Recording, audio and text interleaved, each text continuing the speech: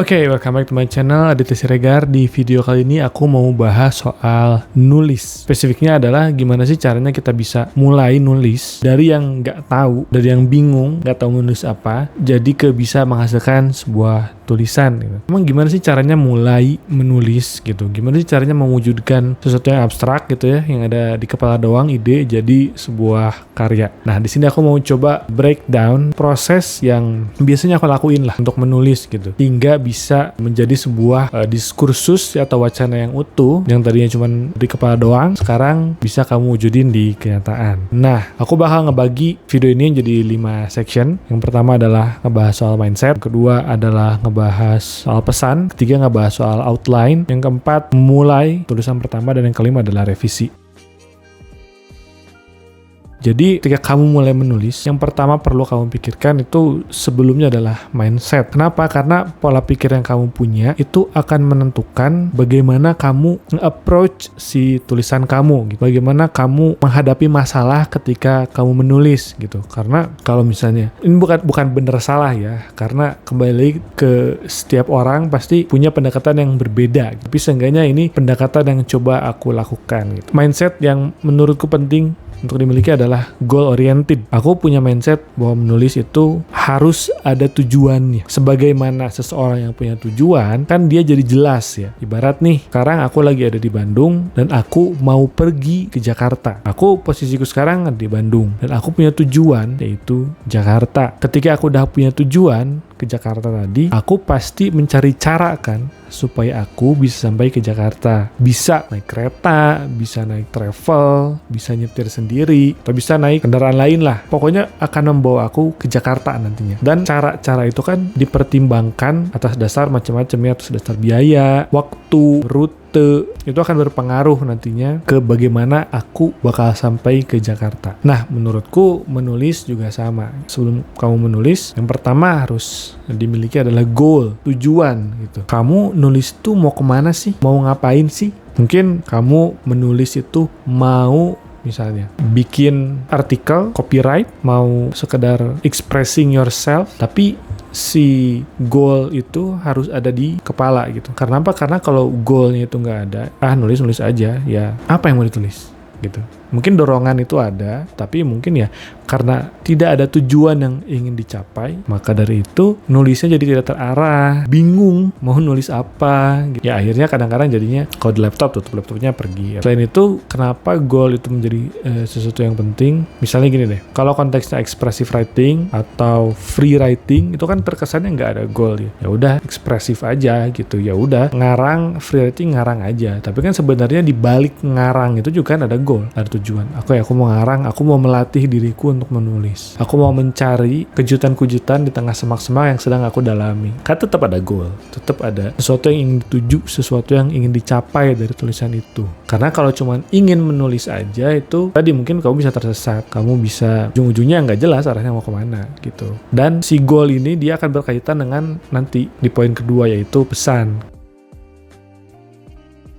Kenapa pesan juga kemudian menjadi sesuatu yang penting ketika kamu mau menulis? Kan tadi aku udah share soal goal ya gitu. Nah, goal ini dia harus dilengkapi dengan yang namanya pesan. Dari tulisan ini, pesan apa sih yang mau kamu sampaikan? Apa sih yang mau kamu kasih tahu pembaca kamu? Kalaupun misalnya nggak ada pembacanya cuma diri kamu, emang apa sih yang mau kamu kasih tahu ke diri kamu sendiri lewat tulisan itu? Karena kan salah satu fungsi dari tulisan adalah media untuk berkomunikasi. Namanya media untuk berkomunikasi kan berarti ada yang dikomunikasikan, ada pesan yang ingin disampaikan. Karena kalau cuma nulis ya ada goalnya sih tadi, tapi nggak ada pesannya ya ujung-ujungnya kan cuman cuma jadi random tulisan aja gitu ya, nggak ada isinya. Pesan itu bakal ngaruh ke gimana kamu nge-shape atau mengarahkan tulisan kamu. Ketika kamu sudah menentukan pesan apa yang mau kamu sampaikan, si pesan itu tuh jadi nyawa, jadi guidance buat kamu menulis. Misal, aku mau menyampaikan lewat video ini bagaimana caranya mulai menulis. Itu yang kemudian jadi panduan aku tuh untuk nge-shape si video ini. begini. Dan juga misalnya kalau di konteks penulis lain, misalnya aku pengen memberikan pesan kepada pembaca, di salah satu tulisanku ada bahwa ternyata jadi sadar itu capek loh, tapi capeknya itu justru yang membawa kita kepada pertumbuhan dan perubahan. Nah, itu kan pesan yang mau aku sampaikan gitu. Aku punya sesuatu nih, aku mau ngasih tahu kamu. Lewat pesan itu, tulisan kamu akan lebih ke shape, akan lebih terarah, akan lebih punya punya sesuatu yang ingin dikejar gitu. Selain goal dalam konteks aku mau nulis, mau ngapain ya. Dan si pesan ini yang nanti bakal memandu kamu untuk mencari tahu cara lebih. Ketika kamu udah tahu nih pesan apa ya yang mau aku sampaikan kepada pembaca. Oke, aku punya pesan A misalnya. Pesan itu kan pasti kamu butuh argumen ya. Butuh argumen yang bisa mendukung pesan kamu. Nah, nanti sepanjang jalan gak akan mulus tuh kan ketika nulis. Barulah nanti tengah jalan kan kamu akan mencari tahu, baca jurnal, baca buku, nonton YouTube, apa segala macam. Yang nantinya akan mengerucut ke pesan yang mau kamu sampaikan. Nah, kalau misalnya dibentuk atau diejawantahkannya si pesan ini biasanya kan dalam bentuk premis. Tulisan ini tuh tentang apa. Nah, itu soal pesan. Yang ketiga adalah outlining versus free writing lah. Nah, ketika menulis suka banyak juga orang yang kebingungan. Ini gua nge-outline dulu atau langsung nulis aja bebas gitu. Ini kan udah masuk ke metode ya, atau cara bagaimana kamu meramu tulisan kamu gitu. Nggak ada yang salah, itu adalah preferensi gitu. Cuman di sini aku mau nge-highlight aja kira-kira kelebihan dari outlining itu apa dan kelebihan dari free writing itu apa. Kita mulai dari outlining dulu. Outlining itu kan bagaimana kita membuat poin-poin. Oke, aku udah menentukan goalku, aku udah menentukan pesanku. Sekarang key points apa aja nih yang mau aku sampaikan di tulisan aku gitu kan. Misalnya paragraf pertama mau bahas A, paragraf kedua mau bahas B, paragraf ketiga mau bahas C. Disusun dulu tuh satu-satu lewat satu kalimat. Oke, paragraf A ini, paragraf B ini, paragraf C ini. Udah tuh jadi. Nanti tiap paragrafnya dijabarin lagi nih. Oke, ini yang mau aku sampaikan, ini turunannya, ini turunannya. Dan itu memang sangat membantu meringankan beban pikiran gitu. Beban pikiran dalam artian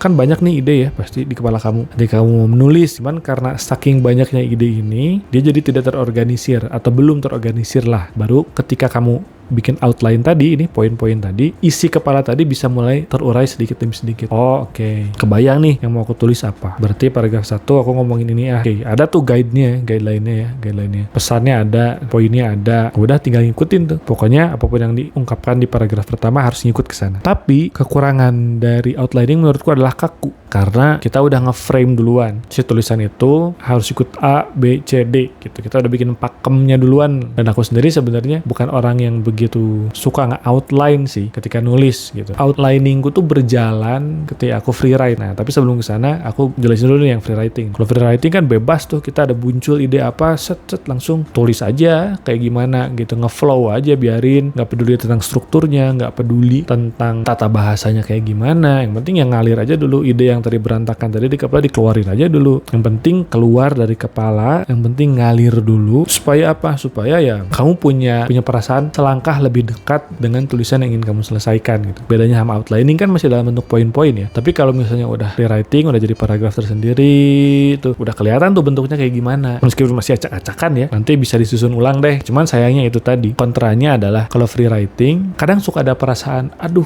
gue udah nulis panjang-panjang nih, harus dirombak lagi. Karena memang free, bebas gitu kan. Udah panjang-panjang nulis sekian paragraf, aduh ini kayaknya jelek, take out, ini jelek, take out. Pindahin apa, rombak segala macam. Ya mungkin kelelahannya ada di sana. Nah, tapi kalau aku pribadi sebenarnya mix gitu. Aku mix dua-duanya sih. Ada saatnya aku pengen memang pakai outlining, dan itu pun gak outlining yang tok dan strict gitu ya.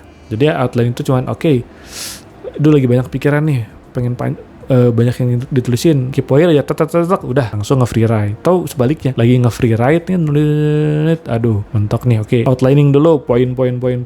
Nah kayak gitu. Jadi sebenarnya nggak ada yang kaku ya, kembali lagi ke pilihan dan kenyamanan, cocoknya kayak gimana. Kita sekarang masuk ke poin keempat. Poin keempat itu kok aku lupa ya. Oh iya, nulisin kalimat pertama. Nah, kadang banyak orang yang takut, termasuk aku juga sih waktu awal-awal aku Nulis itu takut apa, nulis kalimat pertamanya nggak menarik, takut orang nggak ngerti apa yang aku sampaikan, takut banyak lah segala macam gitu. Sehingga jadi muncul kebingungan tuh. Jadi bingung, aduh ini gue mulainya dari mana ya, ini gue harus kayak gimana nih mulai tulisan ini. Dan itu adalah kebingungan yang wajar sebenarnya, karena mungkin ya tadi menerjemahkan sesuatu dari kepala ke atas kertas itu kan bukan sesuatu yang mudah ya. Kalau kata tutor di Wesleyan University itu yang aku ikutin di Coursera ya, dia bilang kalau ya nulis itu kayak kita lagi nyeritain mimpi. Kita kebayang nih di kepala kita mimpinya tuh kayak gimana, tapi ketika kita nyeritain ke orang tuh kadang susah dan lu nggak bisa ngebayangin sih apa yang gue bayangin. Nah, makanya nulis kalimat pertama itu sering jadi tantangan atau challenge gitu ketika kamu mau mulai menulis. Yang aku lakukan adalah apa biasanya, karena kalau tadi kita bahas poin sebelumnya ya, outlining versus free writing kan. Free writing tuh ngasih kebebasan dan keleluasaan untuk nge-explore gitu. Makanya aku cenderung sana, dan kalimat pertama tuh biasanya aku gas aja, nggak aku peduliin. Ya yang muncul pertama di kepala aku keluarin. Contohnya aku bikin tulisan bingung mau nulis apa. Bisa kau baca di Medium. Jadi bingung mau nulis apa itu adalah series yang aku tulis di Medium ketika aku lagi bingung mau nulis apa gitu. Ya udah kalimat yang pertama aja muncul dikeluarin. Nanti dikembangin tulisannya setelah si kata-katanya tertuang di atas kertas atau di atas ya di layar gitu. Karena salah satu overthinking yang sering muncul ketika kita terlalu berkutat di kalimat pertama adalah ini belum keluar si kata-katanya dari kepala kita, dia belum keluar nih. Sehingga apa, kita mempertimbangkan terlalu banyak di kepala, terlalu banyak memilih gitu, apa ya baiknya, apa ya harus yang gimana gitu. Dan itu tuh masih ada di kepala, sulit untuk kita evaluasi, sulit untuk kita keluarkan, sehingga membuat kita terlalu banyak pilihan dan bingung kan, terlalu banyak pilihan itu. Mending dikeluarin dulu, ini kayaknya kurang, hapus, tulis lagi, hapus, mending gitu aja terus. Tapi itu udah keluar tuh dari sistem kita bisa mengevaluasinya dengan jelas, udah gitu. Dan ini juga ada kaitannya sama yang terakhir, yaitu revision gitu. Revisi ini mungkin bagi banyak orang adalah sesuatu yang sangat berat ya, karena namanya revisi itu kan punya konotasi yang udah capek-capek bikin, udah nulis panjang-panjang, harus ditulis ulang.